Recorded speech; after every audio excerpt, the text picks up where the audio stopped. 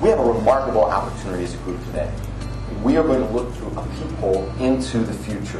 One thing about transportation and logistics in this environment, it's made it up to the C-suite in a lot of companies. So CFOs and CEOs and COOs are talking about transportation spend and logistics dollars a lot more than they were even 3 years ago.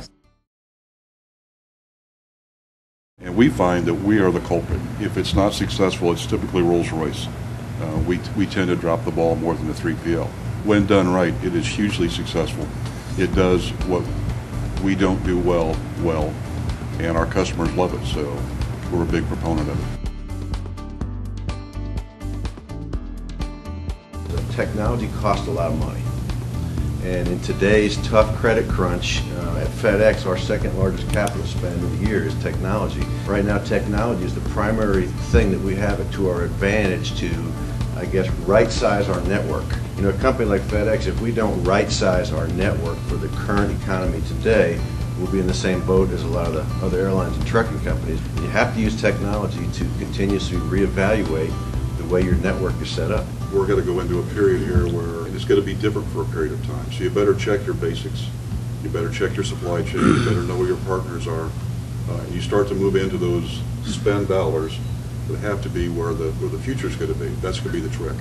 But the other side of it is that it is forcing us to be a lot more creative than we were before, and probably forcing us to make decisions we may not have made as quickly otherwise, and forcing us to do things like make some significant continued investments in technology so that we can measure the things we need to measure, to be more creative and to be more lean and to work on our core competencies. A lot of young people, when you say logistics careers to them, you know, eyes start glazing over, or they really don't have a clue. Or if they think transportation, they think truck driving or forklift maybe. We've actually done some focus groups with young people, so I know that they don't understand the careers and the sophistication level and the technology that's used all over in logistics, transportation, distribution. To stay an ongoing business, we have to look beyond where the current markets are. So while Vietnam today does not look very attractive, we feel like we have to be there.